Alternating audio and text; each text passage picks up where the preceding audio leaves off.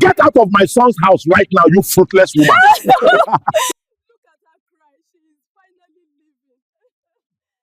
They called her barren, cursed, a disgrace to the family name. For 10 agonizing years, Nia endured mockery, humiliation, and a cruelty so deep it nearly destroyed her soul. Her father-in-law brought another woman into her home while her husband was away, throwing her out like garbage. She disappeared without a trace, vanishing into the shadows of a broken heart. But what they didn't know, what no one could have predicted, was that her story was far from over. This is a story of faith-tested, love proven, and a miracle so unthinkable it defies all logic. Before we begin, comment below which country you're watching from. And if you love powerful stories of faith and justice, smash that subscribe button, hit the like, and share this with someone who needs hope today. Nia Hartley stood by the window of her modest home, watching neighborhood children play in the dusty street below. Her hand instinctively moved to her flat stomach, a gesture that had become as natural as breathing over the past 3 years of marriage. Inside, her husband Nelson sat reviewing hospital reports for what felt like the 100th time. Each document told the same story. Both of them were perfectly healthy, perfectly capable. Yet their home remained eerily quiet, absent of the laughter and chaos that filled their neighbors' houses. "The doctor said there's nothing wrong," Nelson murmured, more to himself than to her. Nia turned from the window, forcing a smile that didn't reach her eyes. "Then why, Nelson? Why hasn't God blessed us?" The question hung in the air like smoke. That evening, they were invited to Nelson's family dinner, a weekly tradition Nia had come to dread. The moment they arrived, Nelson's father, Gerald Hartley, was waiting at the door, his face twisted in barely concealed disgust. "Still just the two of you, I see. 3 years, Nelson. 3 years, and not even a miscarriage to show for it." Nelson's jaw tightened. "Father, please." "Please what? Your brother already has 2 children. What kind of wife did you bring into this family?" Nia's eyes burned, but she refused to let the tears fall. Not yet. What Nia didn't know was that this dinner was just the beginning.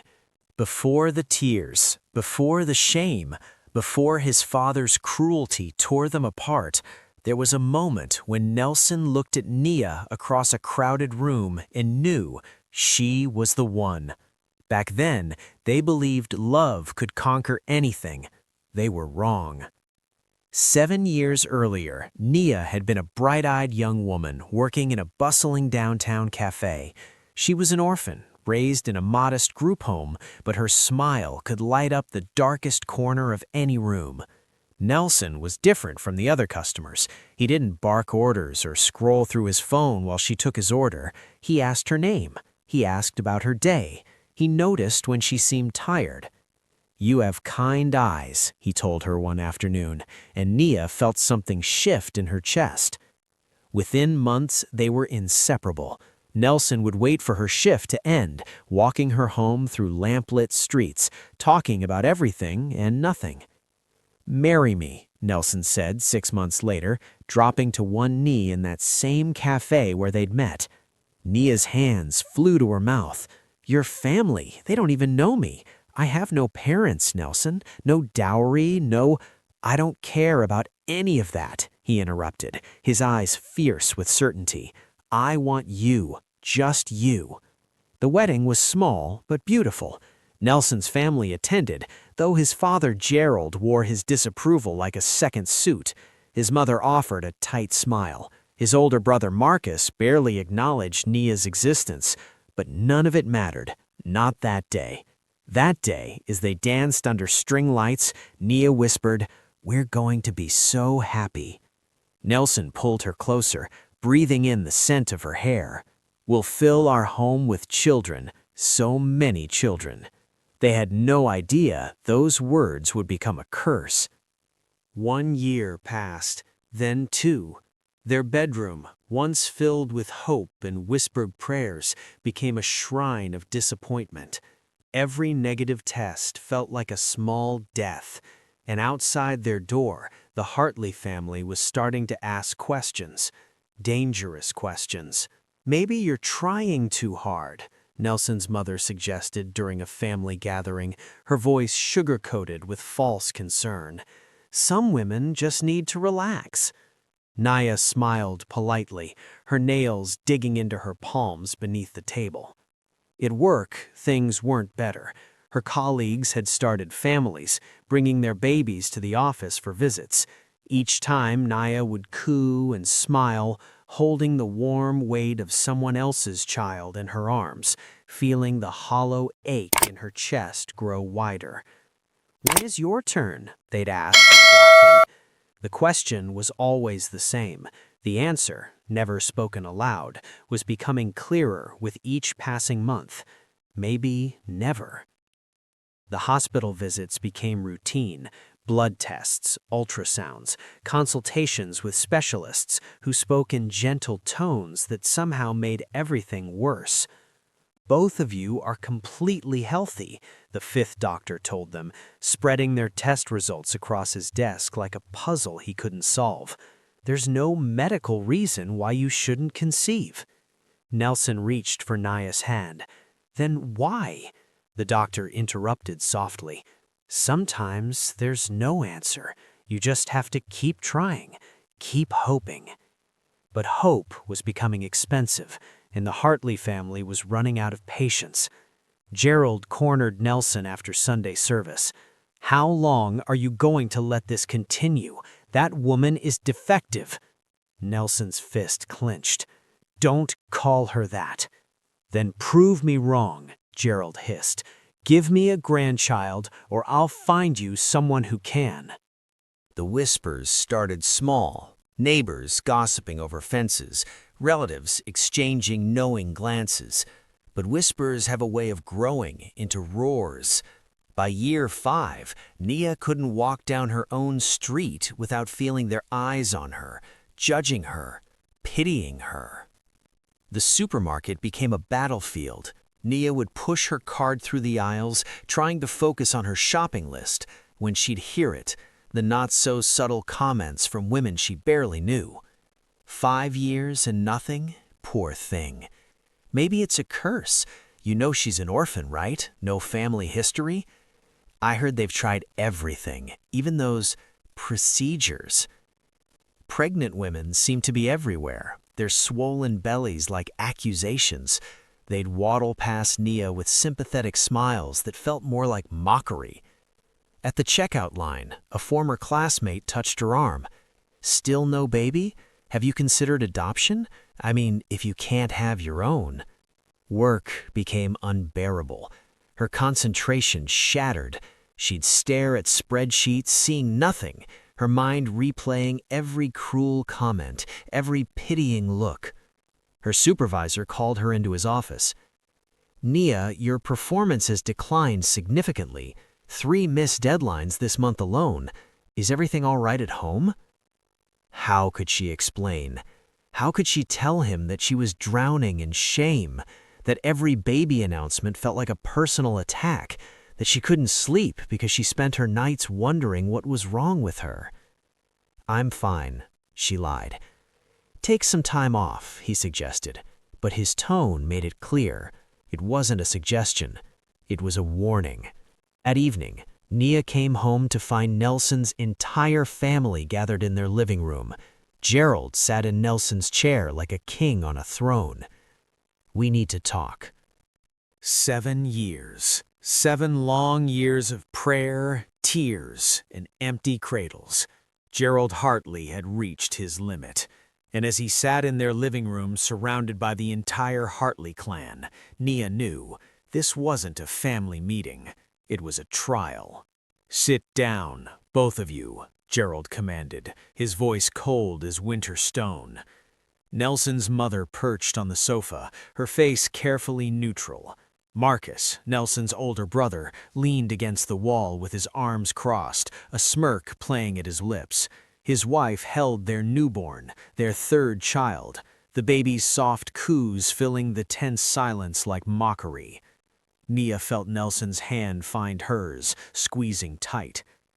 7 years, Gerald began, his eyes fixed on Nia like a judge pronouncing sentence. 7 years my son has been patient.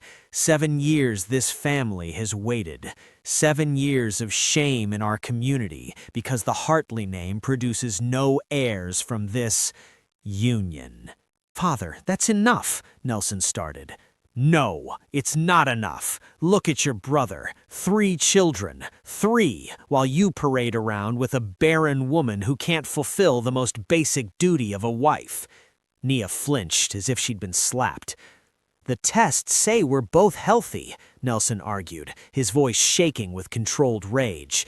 The doctors lie, interjected Marcus, bouncing his baby in his arms. Or maybe they're just too polite to tell you the truth. Some women simply aren't made for motherhood. Nelson's mother finally spoke, her voice deceptively gentle. Perhaps it's time to consider alternatives. Gerald leaned forward, his eyes glinting with cruel determination. I'm giving you 1 year, Nelson. 1 final year. After that, I'll handle this situation myself, permanently. 3 years crawled by after that ultimatum, 3 years of mounting pressure and desperate prayers. Then Nelson received a call, an urgent business trip, 2 weeks minimum.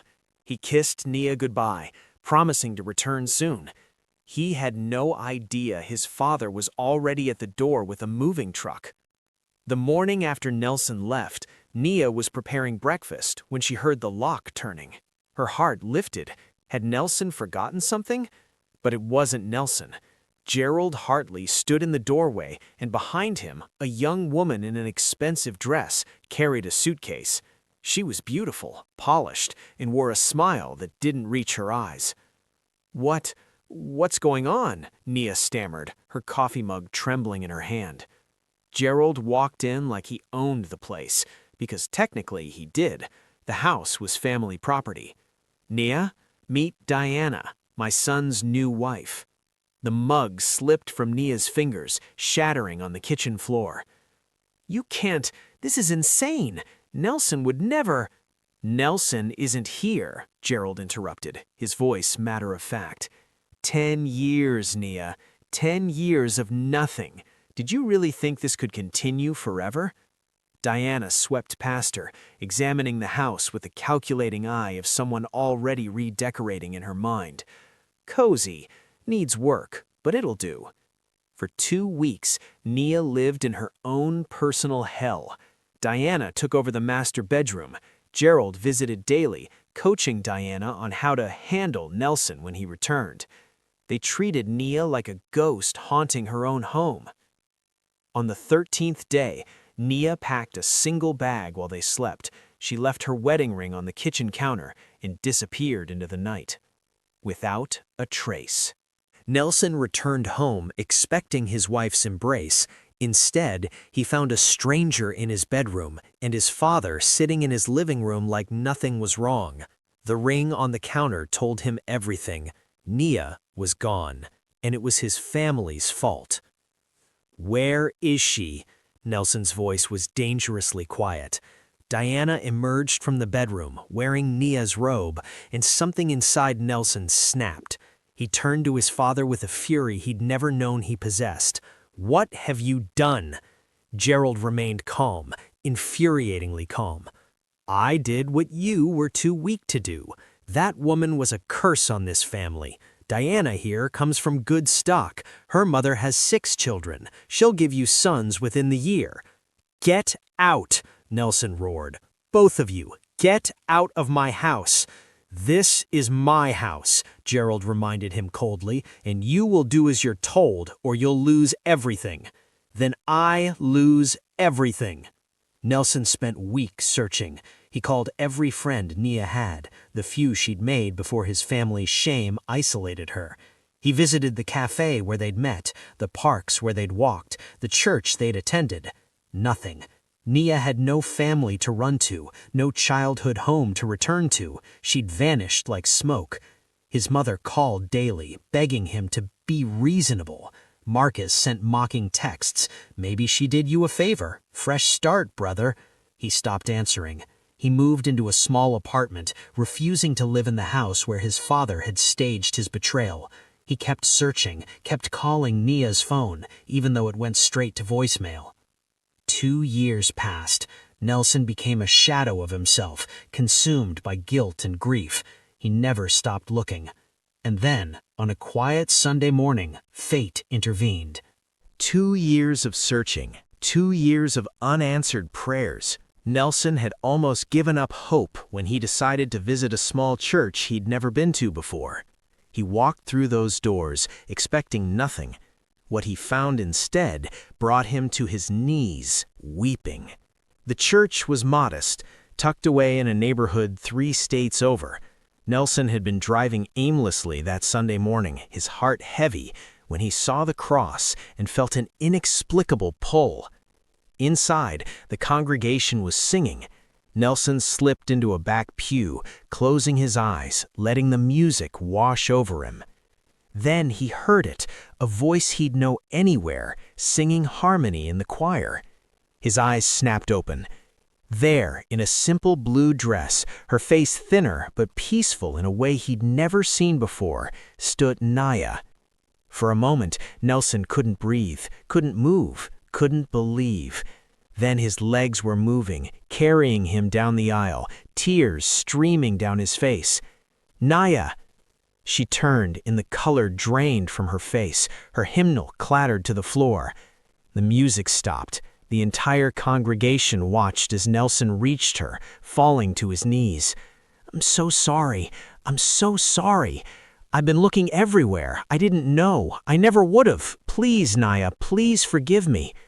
Nia's hands trembled as she touched his face, her own tears falling freely now.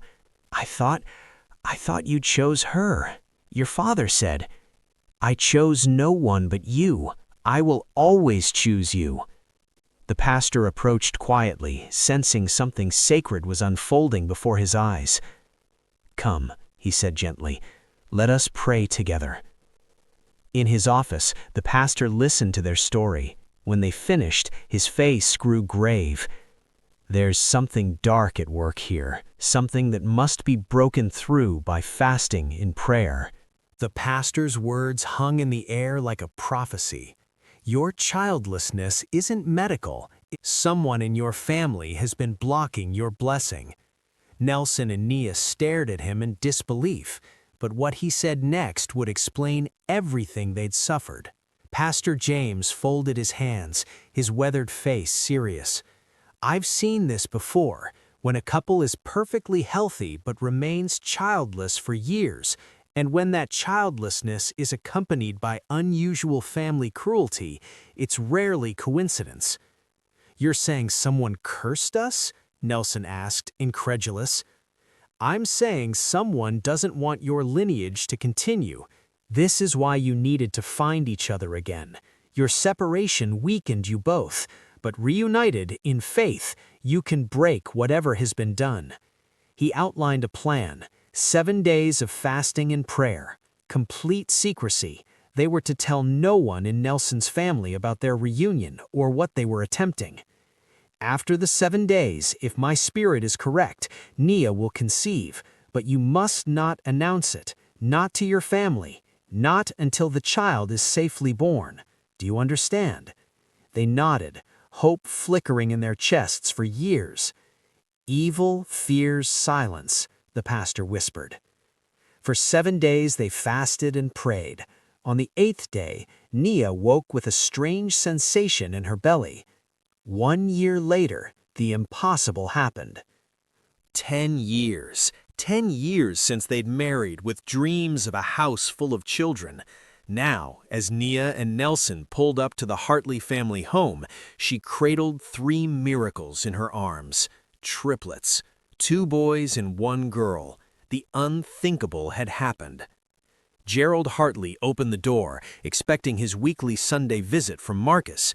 Instead, he found Nelson standing there, a defiant smile on his face. "Hello, Father." Gerald's face twisted with anger. "You dare show your face here after—" Then Nia stepped forward, and the 3 baby carriers came into view. Gerald's words died in his throat.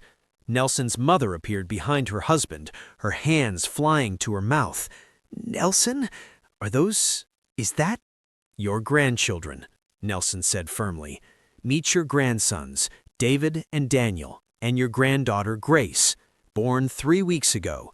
The impossible, the unthinkable, the miracle." Gerald stumbled backward, his face pale. The news spread like wildfire through the family, the neighborhood, the entire community.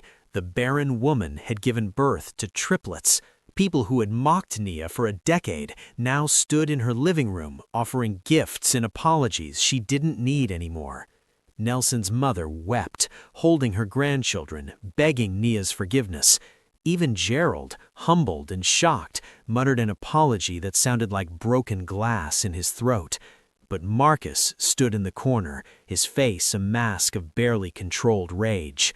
His wife whispered frantically in his ear, her eyes darting between the babies and her husband.